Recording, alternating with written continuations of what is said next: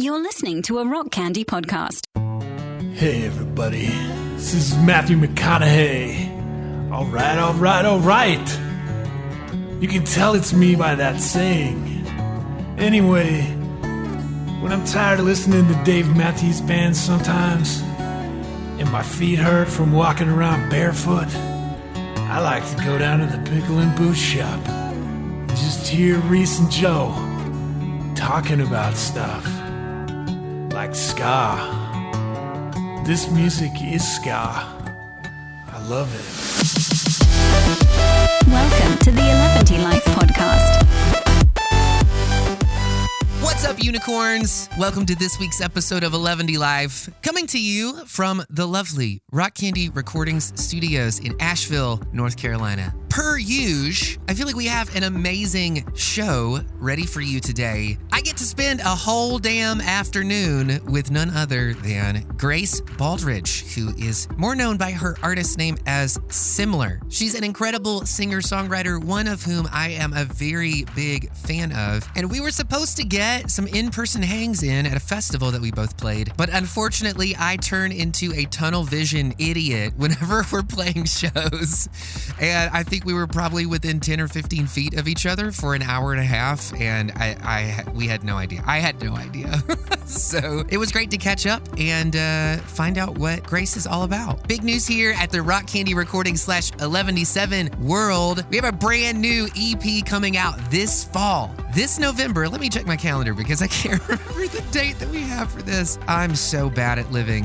Yes, November 5th. November 5th, we are releasing a follow-up to our folk album that we put out 10 years ago called Attack of the Mountain Medley. This new one is called Revenge of the Mountain Medley, and I'm so pumped to share these songs with you guys. I hope that you like them, and I secretly hope, wish, and pray that they destroy your life and give you an amazing testimony in the process. A huge thank you to everybody who is hitting that follow button by the Eleventyseven profile on Spotify. You guys are amazing. Thank you for all of the hearts that you're putting next to our songs. Thank you for all of the support that you do passively for us throughout your day. It does not go unnoticed, and every single night when we close our eyes, we feel grateful because there's so many beautiful, wonderful people out in the world hitting play on our songs. It has been a few weeks since we've had a new podcast out, and my apologies for that. Things have been so crazy, so bonkers here at the Rock Candy Recording Studios. So many wonderful artists and musicians coming in and allowing us to be a part of the art and magic that they are putting out into the universe. We're grateful for that as well. I can't think of a better way to get back into the podcasting mood than hanging out with somebody as cool as Semler. So I hope that you brought a seatbelt because you'll need to buckle and unbuckle regularly since this is a two-parter episode. We had so much fun, we had to split this into two parts because, let's just be honest, 2-hour-long podcasts are too fucking long. So we split this conversation into more easily digestible parts for you. If you like what you're hearing on the show, if you like these conversations, please be sure to leave us an iTunes review if you get a chance, if you think about it. And as always, big unicorn love to everybody who is ordering anything and everything from the Rock Candy Recordings online studio. You guys are the best. All right, I'm not going to be long-winded about this one. Let's get into my conversation with the one and only Semler.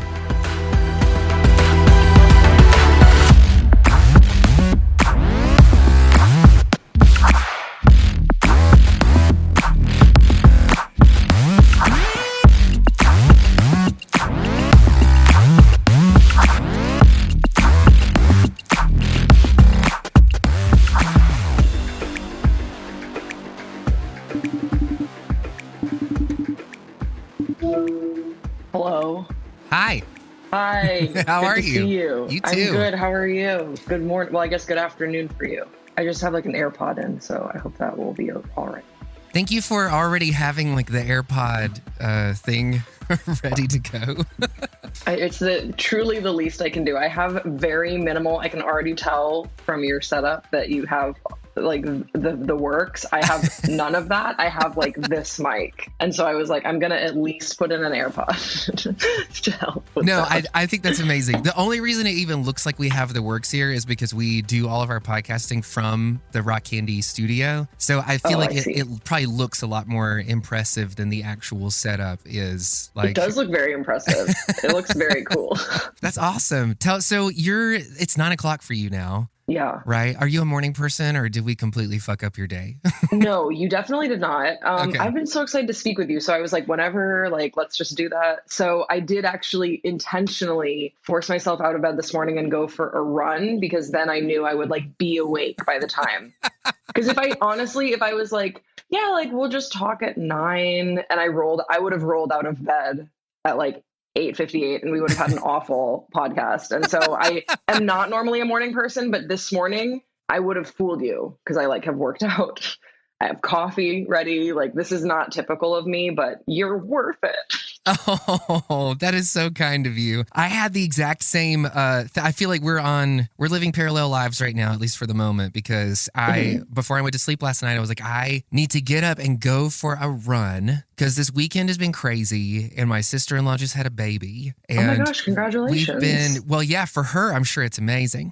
Yeah, and I've just, like every night, I feel like we end up just like blowing through beer on the back porch with company. And so you probably have a lot of people in town. Yes. So I've just been like, I need to get some runs in. I need to like some water with lemon. I need like a couple of days. Oh my gosh. Detox. Yeah, we are similar. Because I really am.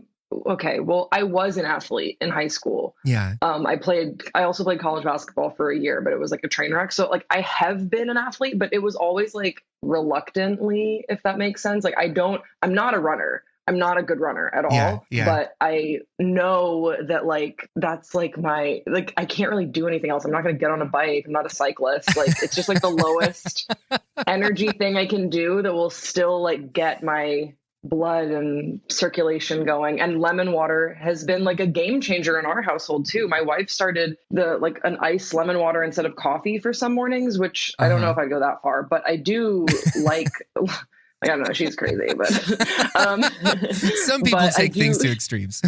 Yeah, I was like, all right, you pick your poison, but I will have both. But I do notice a difference with lemon water. Like maybe it's a placebo, but I feel like there is something more to it. There's something about that citrus. Yes, absolutely.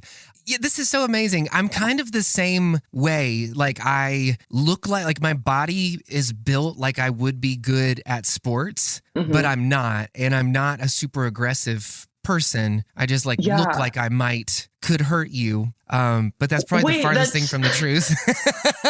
Wait, that is so similar to me. The note that I would always get, because I play basketball I love playing basketball. Like if I had a basketball hoop like outside my house, I would always just go shoot hoops and like with my AirPods in and just zone out. Like that would be my dream activity. But I live in LA. We don't really have that type of a thing. But I always was told by all my coaches, they were like, if you could just get like a killer instinct, you would be very good. Because I'm very coordinated and I really honestly the basket part was always kind of the easier thing. Like the aim of it wasn't that hard. It was just the like wanting to defeat other people. I didn't care for. I was like, we could lose. It'd be fine.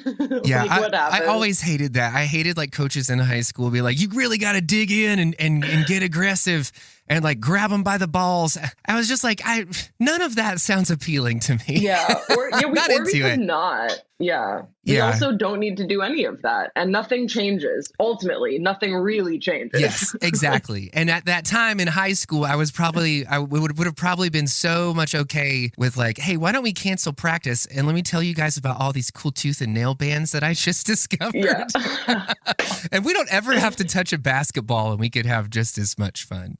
I remember this recently because 5-Iron Frenzy was, I don't know if they were trending, but this is what it was. So I put out something on Twitter because when I work out, when I go for these strange runs, very sad if you were to observe them from afar, but for me, they're good.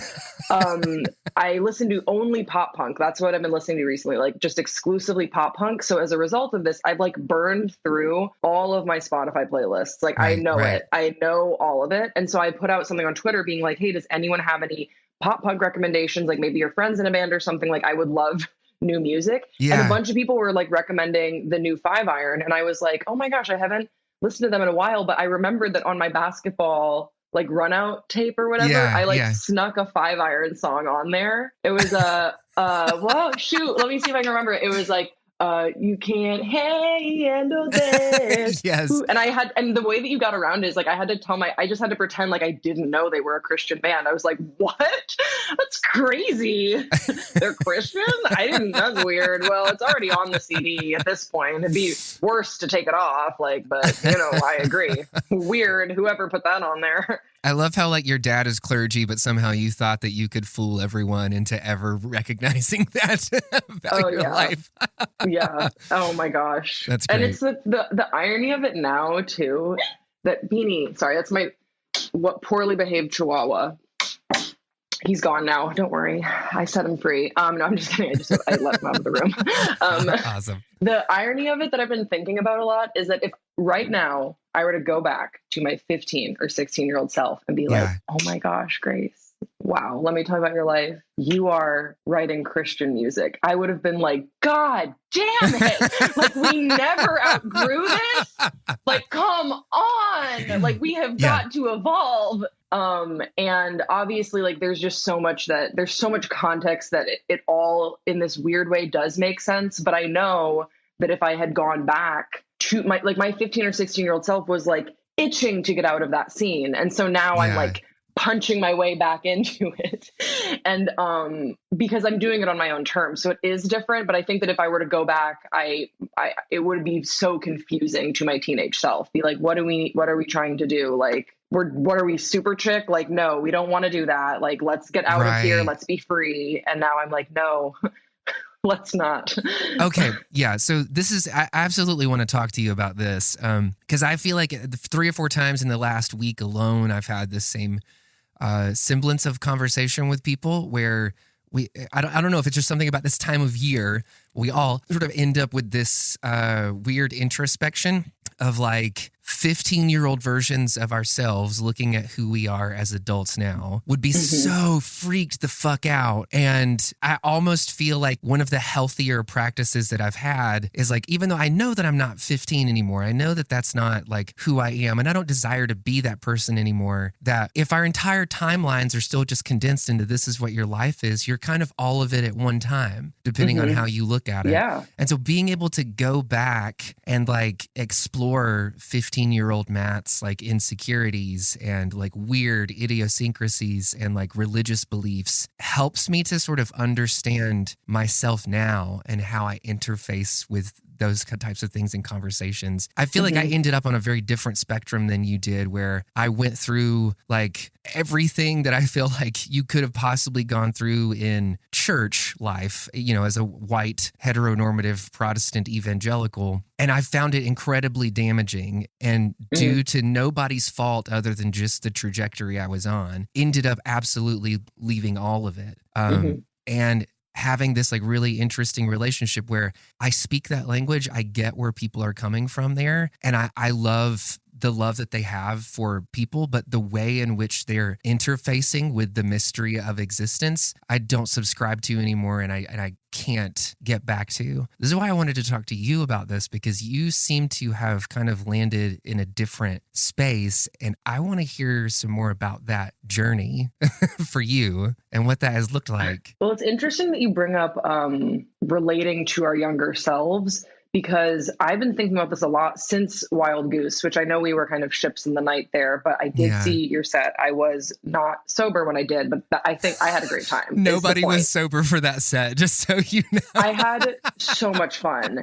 And when you did your cover of Teenage Dirtbag was honestly a festival highlight for me, because that was like because I think, and I've been thinking about this since Wild Goose, so much of what we do as artists is like inner child work that we're kind of just airing out. Yeah. We're trying to figure out, how did we become the way we are? And you have to trace those roots. Yeah. And a lot of it can be unpleasant. And I think the challenge for me will be extending kindness and grace to a kid who was scared and didn't understand a lot about themselves and was conditioned to feel a great deal of shame and hatred and loathing towards themselves. And that's that's it. And that's that's the place that I create from, and finding the dignity and the humanity in my younger self,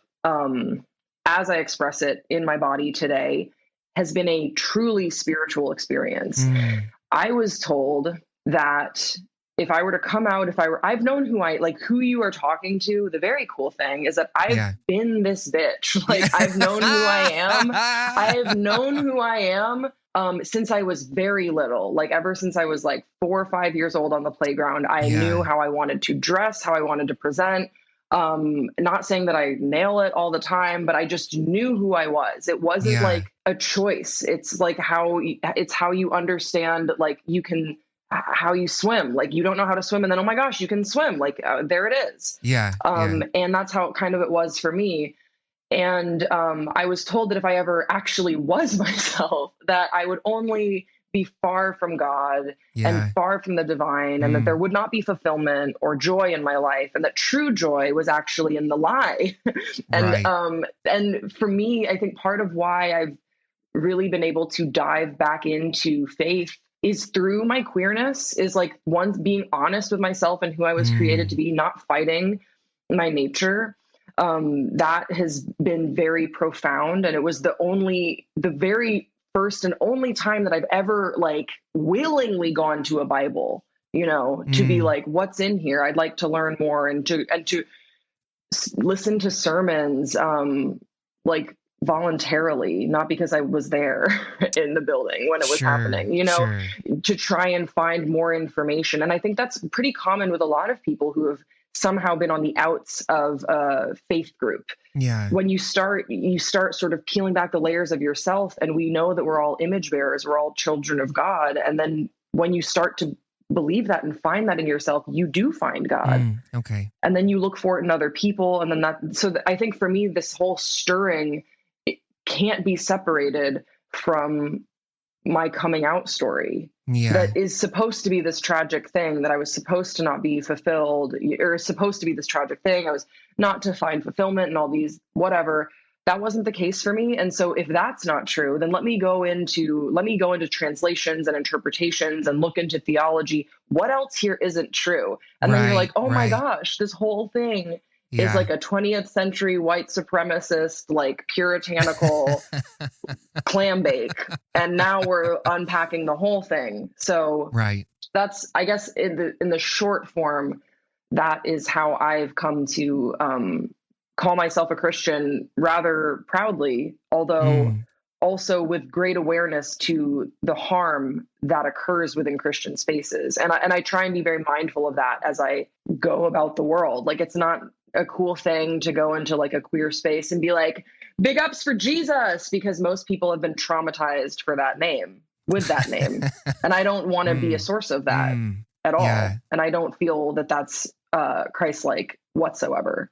I honestly have issues with the whole saving people thing in general. So it's not, I am not Clark Kent. So that is really interesting. I really appreciate your specific brand of sensitivity to sort of understanding what that message is, being able to acknowledge what it's meant for you, your relationship with it, and then also how damaging that has been for other people. I wonder, I feel like I'm starting to get this, like, view or this vision of, like, your life. So correct me if I'm wrong. This is just me sort of projecting back to make sure I get everything.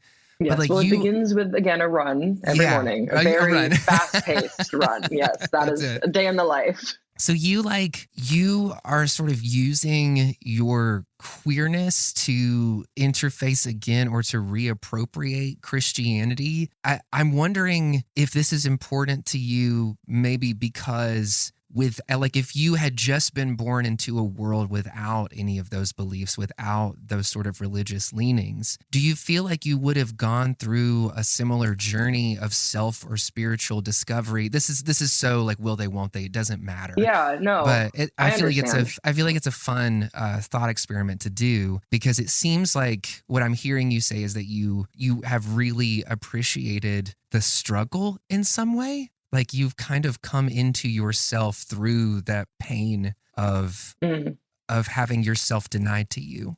Yeah, it's not really about, like, reappropriating Christianity. At least I don't really think of it that way. I think it's more that we are all given certain lenses by which we understand the world. Yeah. And most of that is decided well before we're born. Right. For me, there were certain lenses that were given to me, language that was given to me. Like the language of the divine is Jesus language. I didn't have a choice in that. I think about that all the time.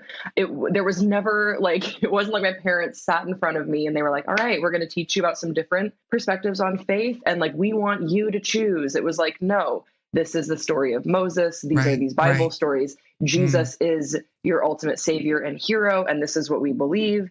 And implied in that is this is the right thing to believe too. And I think that what ended up happening was that you privately become aware of if you think of your life as like a telescope, I privately knew all the lenses in my pocket, all the different ways I could see through the world. But there was a lens I was carrying that people were like, listen, I don't know if anyone has this lens, it's the gay lens, but don't put it on because it sucks. You'll hate it. Do not look at the world through the gay lens. You're going to hate it. And I'm like, oh shoot, well, I have it. And they're like, and if anyone has it, like, just get ready for heartbreak. And then I kind of like sneakily like tried on the little lens and the whole world burst into color. And I was like, wait a second. Yeah. What are you talking about? What are you talking about? This whole, like, I felt like I was sort of going about the world with like with a bit of like just confused, just a bit disoriented that everyone else was behaving in a certain type of way and trying to make behaviors work for me. Yeah. They think that like being queer is like a behavior. Honey, I was behaving like a straight girl. That was a full acting gig. Are you kidding me? Like that was a full thing that I was doing for y'all. I don't think about my behavior now. If it makes you uncomfortable, then I don't know, maybe behave somewhere else. But like, I think that's just how it happened for me. It wasn't really necessarily about, as an artist, we're always trying to find meaning in the struggle, but in the moment, you're not like reveling in the struggle. I wasn't like, ooh, like, this is going to be a great story one day. I'm going to have a testimony one day. Yeah. No, definitely not. I think it was, but looking back, you try and find meaning in that because you have to. Like, in order to look forward, you have to find meaning in the past. Absolutely.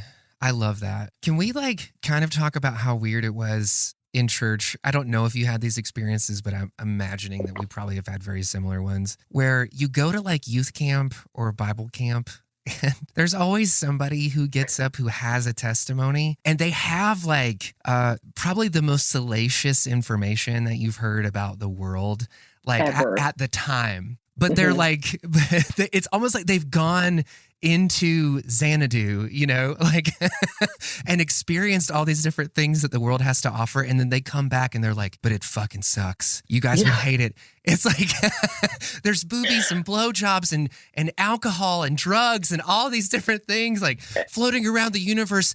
And it was fun for like most of my teens. And now, God, it's just, I can't even believe that that's who I was. And as a teenager who has no other way of interfacing with reality that way, you're like, sounds like I might want to try this out. Do you remember when Titanic came out on VHS and there were like two VHS because it was such a long movie? You had to have like two. Yes, different, I do. Yeah. Okay. I do remember Titanic on VHS. I have my own what I would do as a kid is I would only watch the first VHS because I didn't want to see the ship sink. I knew it was coming. I'm ready to not see that. Like I want them to live. I don't want them to die. Spoiler alert on your podcast, by the way. Jack dies. But people are gonna be so mad. They're like, I've been waiting to watch Titanic.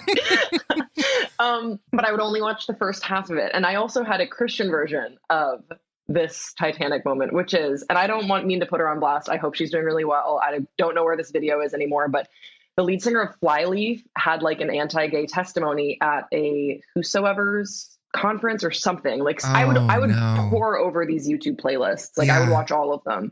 Kind of in the hope that one person would not be anti-gay, but whatever. So she had like a testimony and the first half of it was about how she at one point in time was living as openly bi and had this relationship with the girl. And then it gets into the ex-gay stuff. But I would often just watch like the first half where it sounded like a great relationship. You did your That own was editing. my Titanic. I was like, I don't need to hear the rest. I know how it goes. Like, because I'd seen it all the way through, obviously. But sometimes, the way that she would talk about this relationship, I'd be like, one day I'm going to have that without the sad breakup at the end. One day I'm going to have that relationship and then not watch the other half. Yeah, exactly. It's so weird. And that's what I mean. I hope that we have more people that are visible now so that there isn't some kid like me out there, again, doing that inner child work. Like, I just want to create something that is better than what I had to wade through on the internet. So if you get to, I have a TikTok account with my wife. We have a weekly podcast. It is so weird and nothing. Like, it's just us being strange around the home. But if that's what you need to see to encourage you that this is a normal, healthy life that is available to you, should you wish, if that comes to pass for you one day, then great. There's no bait and switch at the end. Yeah. There's no sad Christian breakup. I mean, we're married, but I don't know. Now I feel like I jinxed something, but no, we're very happy. And we've been together for 8 years.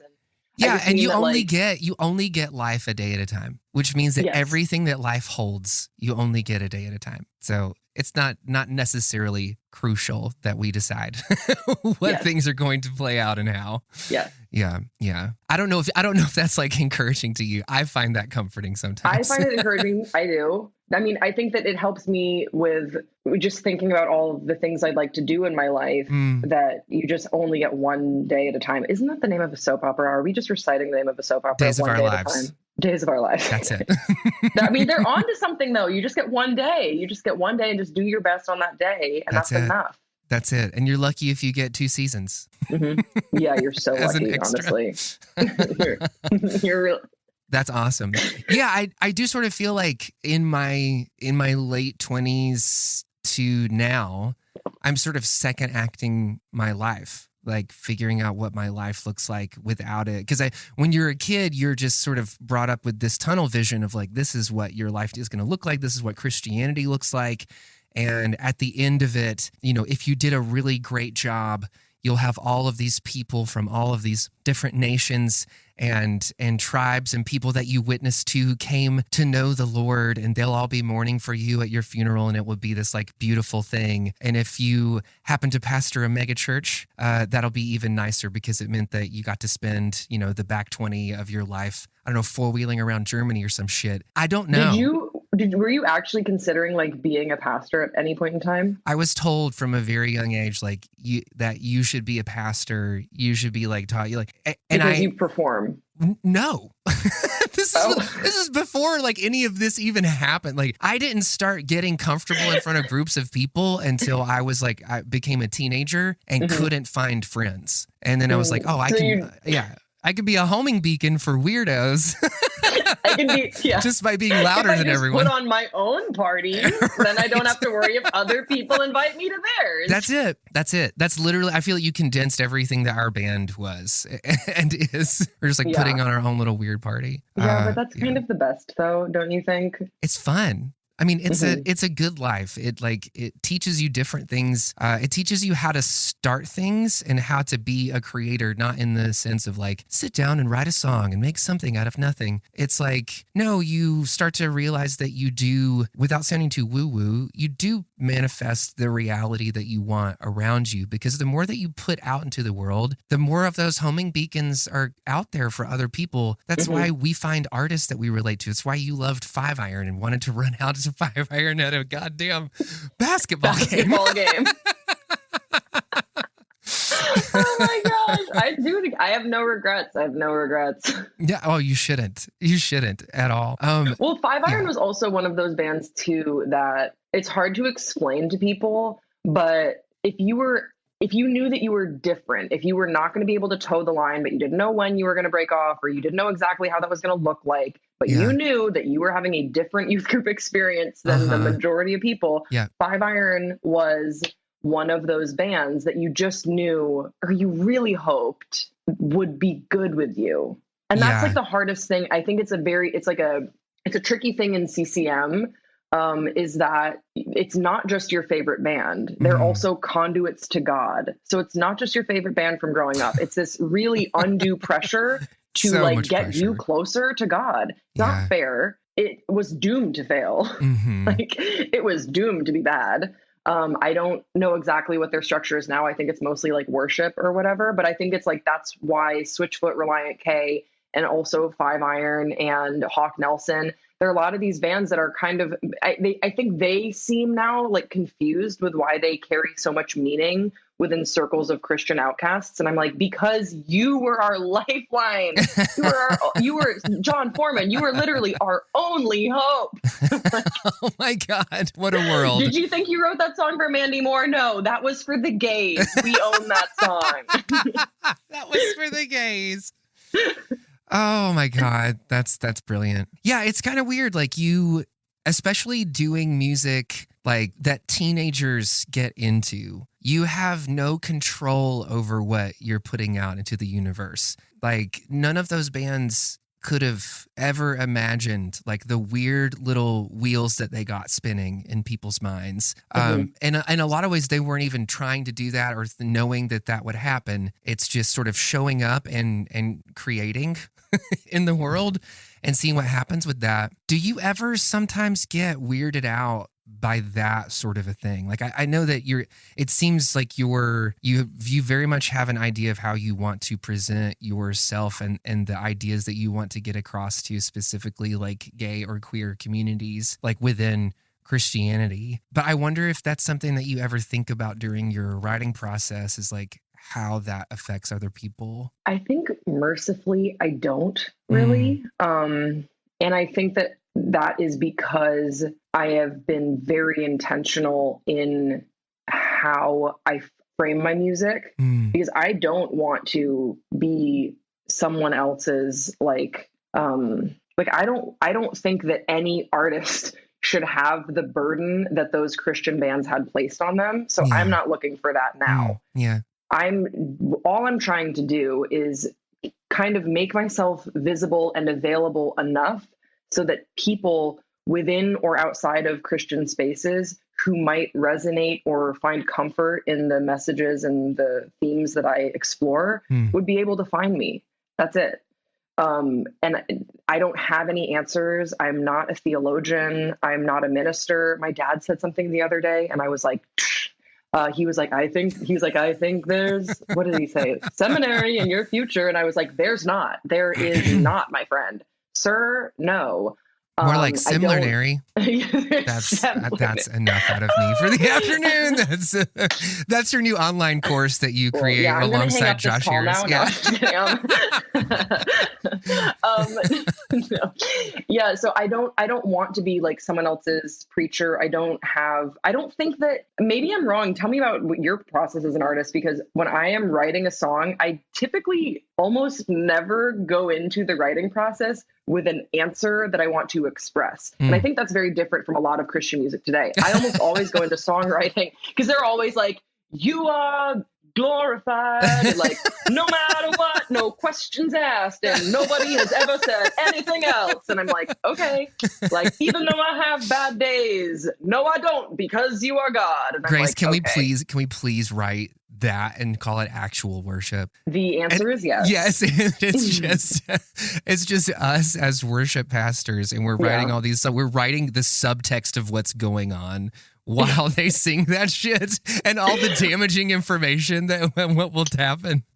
My dream music video, and it sucks because I'm about to cut my hair, so I don't know when I'll get to do this, but I had a dream music video to do like sing a song of mine on this. I have a new EP coming out in October, and I wanted to like do something like in like a televangelist studio with like the numbers on the bottom and like fully dress up, like, because I have kind of a mullet thing going on and I love it. Want to do it. And maybe we still will. There might be time for it. I could just dress up like a Hillsong pastor once I cut my hair. So I could do something like that. Like they like with like the Chelsea boots. Like I could look slick or something like that. But. Yeah, it is. It's a very LA sort of look.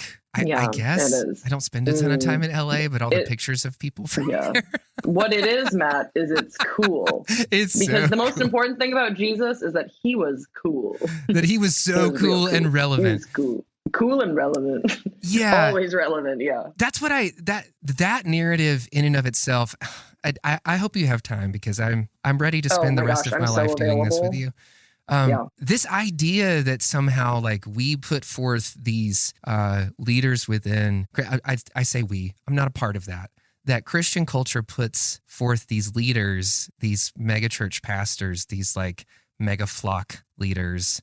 They all kind of look the same way. They're all they're all mirroring things that are happening culturally. They all look like what success looks like in culture.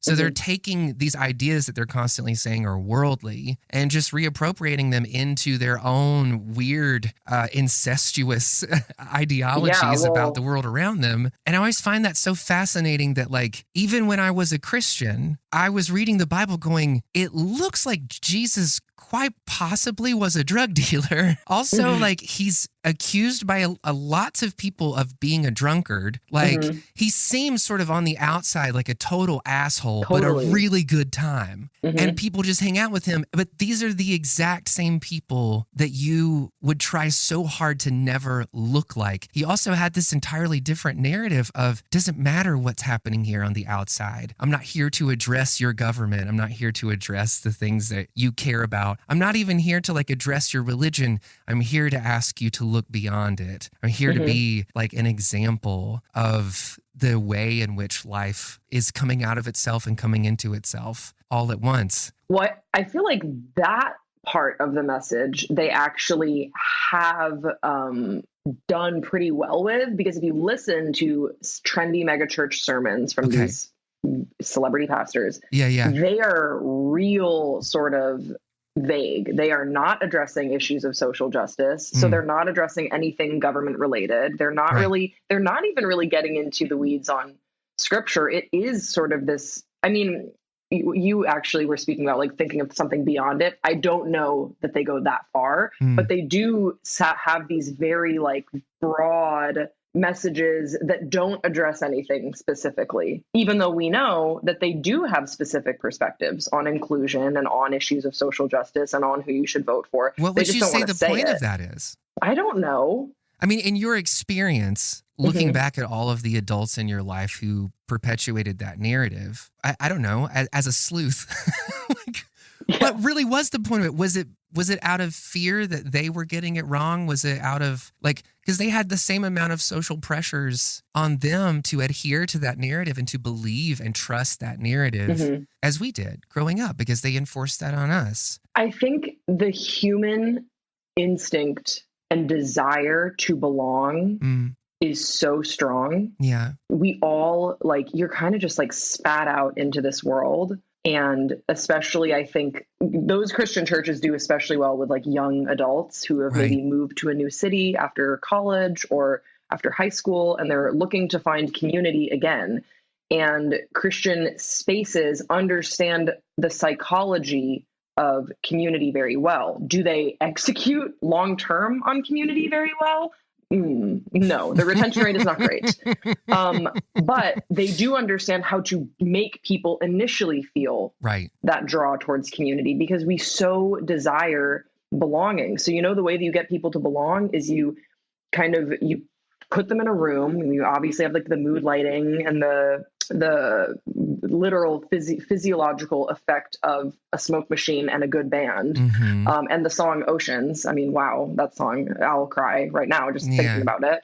And then you tell them that they're worth something, and maybe they haven't heard that in a long time. Yeah. And you create this environment of, oh my gosh, like, is this God? Like, is this belonging? But you never say anything specifically about like, what does it, to know God, what does it mean to know other people intimately, specifically? That's what I get so frustrated with. Specifically, what do we stand for?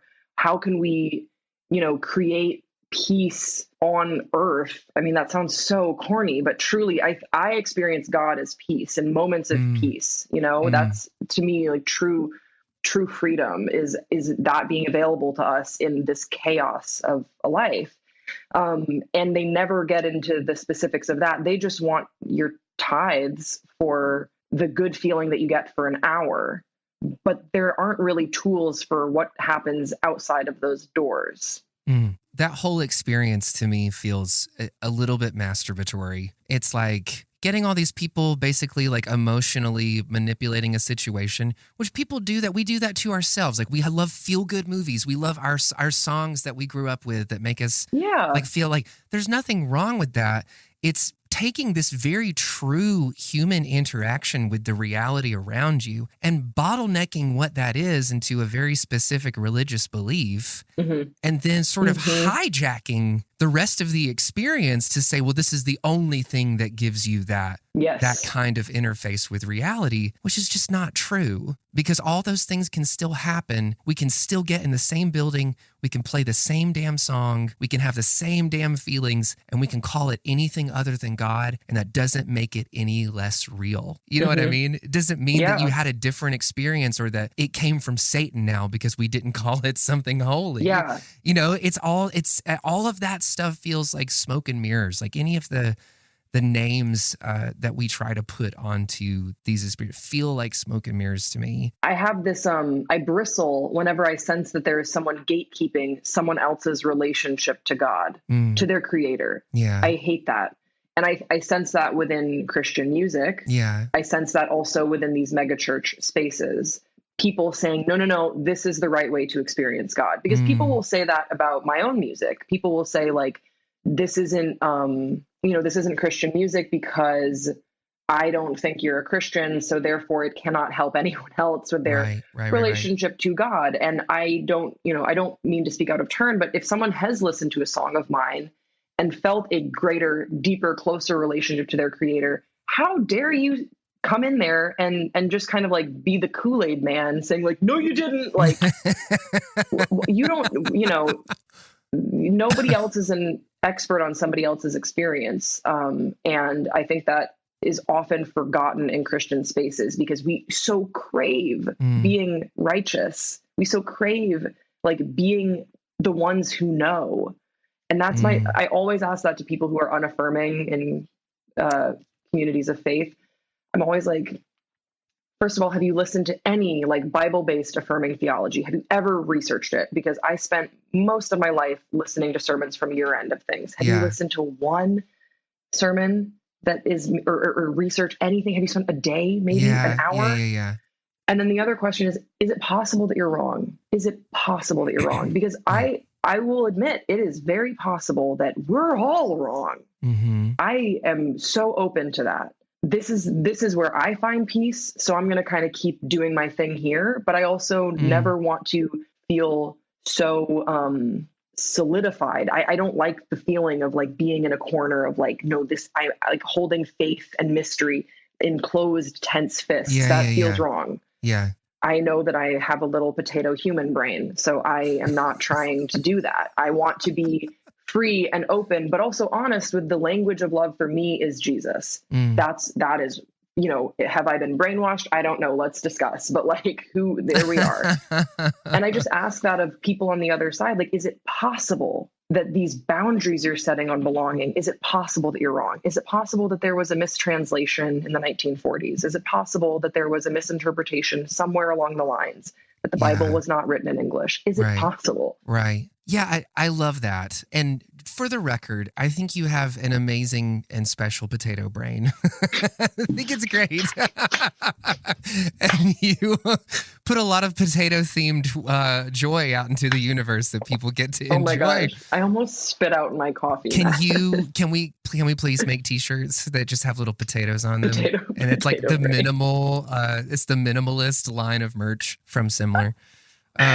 I actually just got my first like merch capsule in yesterday. Like I just got the samples in yesterday and I'm really excited. I worked with a friend to design. It's like the first time. Everything else I've done like print and ship. So this is like my first like actual, and it was, I don't know, it got me like a little emotional. I was like, but next time I'll do potato. I'll do a little potato run. Next time. Yeah. So this is going to be a roundabout way of getting back to the same conversation, but when Davey and I were leaving Wild Goose that night, which it was a miracle we didn't run anybody over, because it only became more debaucherous as the night went on. But when we got out of there, we were both driving back home, like trying to find a Waffle House. It was maybe 2 a.m. in the morning. And we were sitting there like thinking back over all of the just absolutely bizarre shit that is Wild Goose Festival, and just looking at all of the different stories that people were telling, and thinking about the lady from Main Stage who was reading a poem to like everybody about glory holes, and like and now there's like children here. We're like having these kinds of conversations, and there's a bizarreness and a weirdness about it that I just absolutely resonate with and that I love. And it feels like nothing is sacred and also everything is sacred at the same time.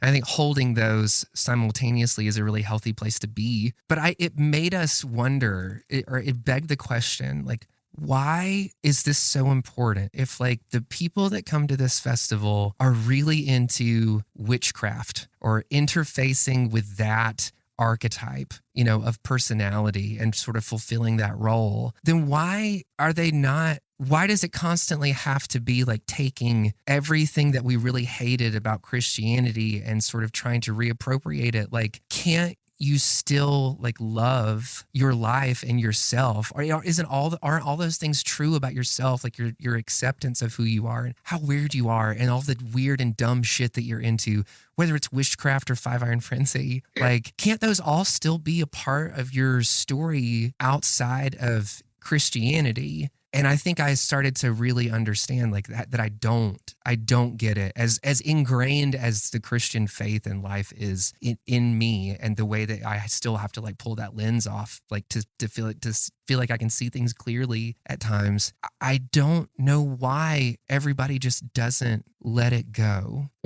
On the one hand, yes, there's a part of me that definitely feels that way. Like, I don't know why it's so hard to just be yourself. If this thing is holding you back, or this feels unhealthy, then you can let that go, because faith is trusting that whatever is true is going to catch you. And the opposite of faith is clinging to these ideas and constantly being upset when they let you down or when they become toxic to you. Like, your thoughts?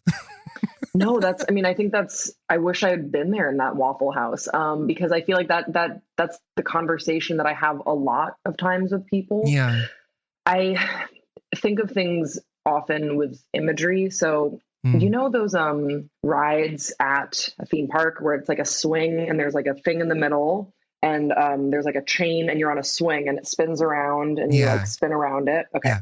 Dollywood. One of my favorite rides as a kid. Like, that was by far one of my favorite rides. Also very fun when I would go to the theme park with a girl I had a crush on, because we would do this thing where you'd all hold hands at the beginning and then like the swing would go up. And so great opportunity to hold hands with a girl.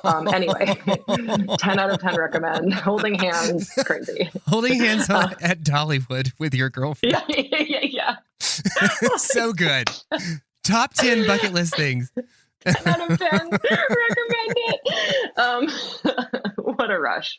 So I think about it this way, is that like the middle beam that is holding all the chains to the swings is faith, or is God. It's this grounding presence that is safe. But some people on the swing, as it goes up, they want to get off the ride. They're not having a good time. This is not for them. And so they make a decision along the way to, just cut the chain and to fly off somewhere. And who knows where they land.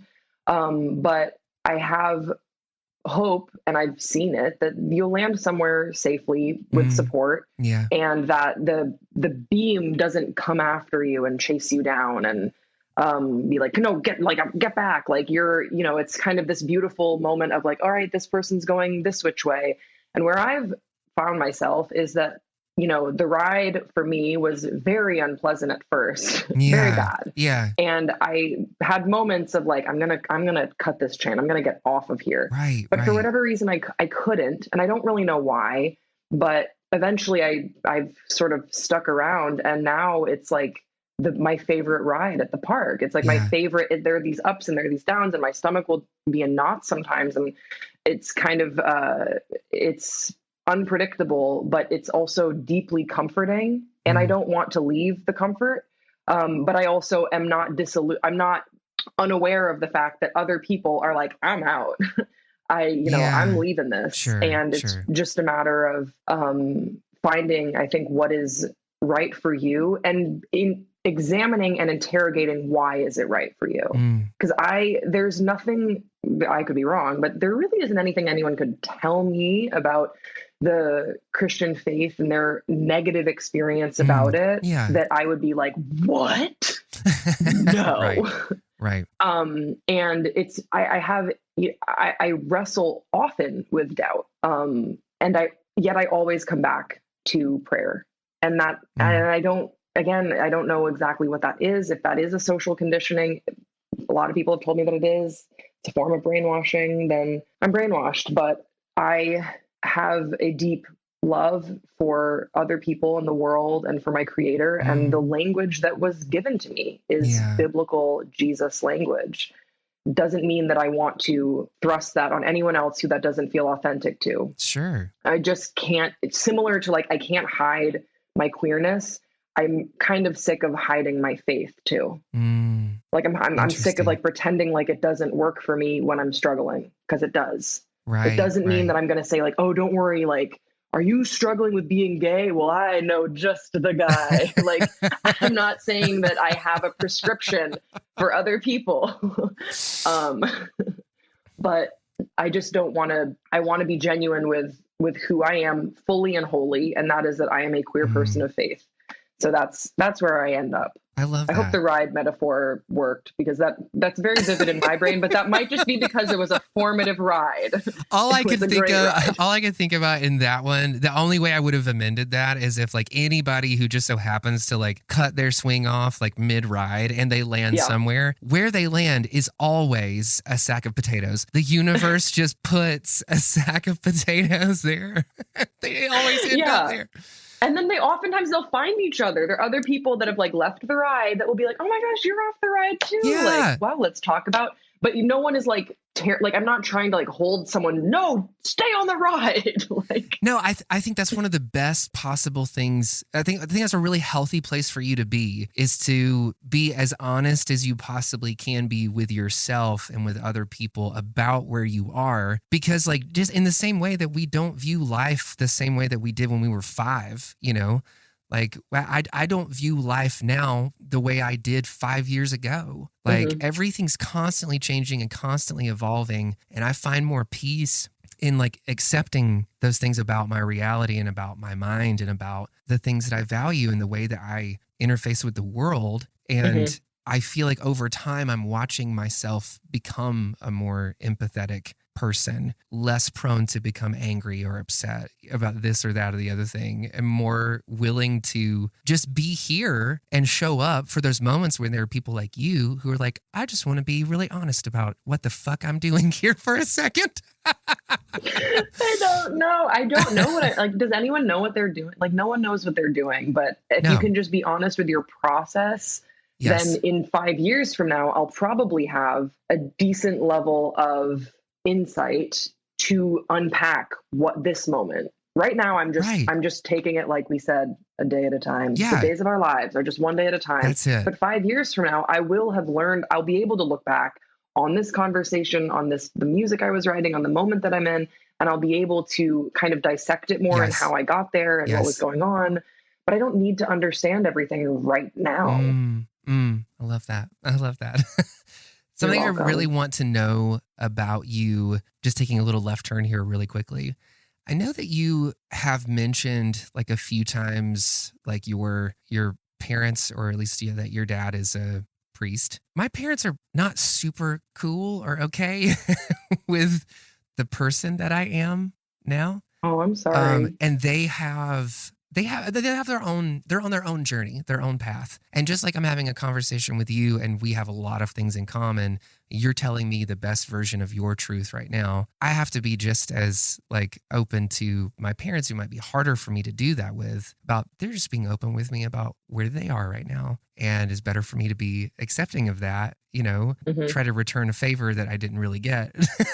You know what I mean? That's so hard, but yeah, I do. I know that there are a lot of people specifically in our generation who have parents who definitely have the world framed in a bit of a different way. And as much as they want to be with it or they want to be able to relate to their kids. There's a specific brand of empathy that is missing that oftentimes is in cultural divides, in cultural gaps, generational gaps. And so I'm wondering what that relationship has been like with your parents. Not that you don't owe anybody this story, but if you're willing to share it, I'd love to know kind of what that dynamic is with you and your parents. I mean, I think that how things ended up with my parents and how things are today is probably the main reason why one of the main reasons why I've remained open to faith. And I think also why I can be in the spaces that I'm in right now with some degree of comfort or confidence is because ultimately when I came out to my parents, they are affirming and they have been accepting and they were very loving and supportive. I didn't know that. And I think that because my dad is an Episcopal priest and was very into like CCM and like and Christian music, all youth group, all that stuff, mission trips. Like I was just the tag along for all of that. Right. So because we never talked specifically about like kind of what we stood for, I would get my information elsewhere about what did Christians think about the gays, which was overwhelmingly bad. And so I just kind of assumed, I was like, ooh, like that's definitely what my dad thinks too, because if we're not talking about it at church or in youth groups or like if he wasn't discussing it, then it was probably because he didn't disagree with what the other people were saying. And so that's probably what it is. So my parents were like some of the last people I came out to. Like I'd been out to all my friends and my brother for years. And I just was putting it off because my parents are the sweetest people. And I like really was dreading that to change. Ultimately, my dad was like the easiest person to come out to. And I've talked to him a lot about how, it's not enough to be privately affirming. Like the fact that he already held these views made coming out to him really easy. I told him, I was like, I've been dating someone. It actually was my now wife. Yeah. And he was like, oh my gosh, like, I'm so happy for you. Like, thanks for telling me. And it was like so easy. But since then I've been like, Dad, like you have got, if you believe this, like the harm against LGBTQ plus people by Christians is so specific and pointed. So if you want to be a supporter, if you want to be an ally, you need to be just as specific, because I didn't know I was safe with you. Like I did not know. Yeah. So he has taken that to heart. Honestly, maybe too much recently. He like yesterday was on FaceTime with my mom. And my dad rolls up behind my mom, like waving a pride flag. I was like, less. I was like, we can tone it down. Like I am aware that you support gay rights. Like we can just tone it down. So, but because of their support and just really them not missing a beat. I mean, they had a lot of questions. They were like, well, how long have you known? And I was like, my whole life. And they were like, and my mom was like, well, then why did we go prom dress shopping? I was like, I don't know, like pressure, like I wanted to fit in. And she was like, well, we wasted a lot of money on the prom dress. I'm like, okay, it's not, let's let it go. Like it was like all this stuff. There's all this stuff that like, they were both like, why did we do all this? Yeah. They're like, why didn't you just do this sooner? If you just wanted to wear your brother's hand-me-downs, we could have just done that. Like we didn't have to get a whole new wardrobe for you. We could have saved a lot of money. Yeah, literally. That's what they were thinking. And I was like, shut up. Like, okay. But I think that because of that, I feel so fortified at home. Yeah. Yeah. Just with like, also like with my life here and then also with my parents, that I can go out into the world where sometimes I'm met with unkindness from Christians and it doesn't, it hurts, but it doesn't stick with me as much because those are not my loved ones. And my loved ones, like my immediate family, have been so supportive. And that I think is why I emphasize that to, parents who might be going through something, their kids come out to them, they don't know how to wrestle with it. It's like, listen, if I am unpacking religious trauma and I have supportive parents, please just imagine what the alternative is. Yeah. Like think about the hurt that is happening in your home. Right. It's, I promise you, if you can just take yourself, your ego, your pride out of whatever perception that you have of your kid, just for a minute, put that on pause and think about what is best for your child. And that is your unwavering, unconditional love and support. We know, I mean, just the statistics don't lie. I mean, I remember like the Trevor Project had something where it's like a teen is like 8 times more likely to engage in self-harm or have suicidal ideation if they do not have a supportive home base when they come out. Like this is not that's why I really like kind of go to task about being specific because who is calling me? Because it's a matter of life and death, and it's like not to be like, let's not mince our words here. It's not about like, well, like what the Bible says. I'm like, you show up and you love your kid. Yeah, that to me is one of the toxic things about that specific religious culture is that people have been, or in my experience, I saw so many people's brains short-circuited to where it's no longer what's best for my family. It's what's best for the cult of Christianity. Like, what does the Bible say? Defaulting in important questions and conversations, immediately defaulting to what does the Bible say is the same thing in cults when they say, let me ask leader. It's the same thing. So, yeah, you're so right.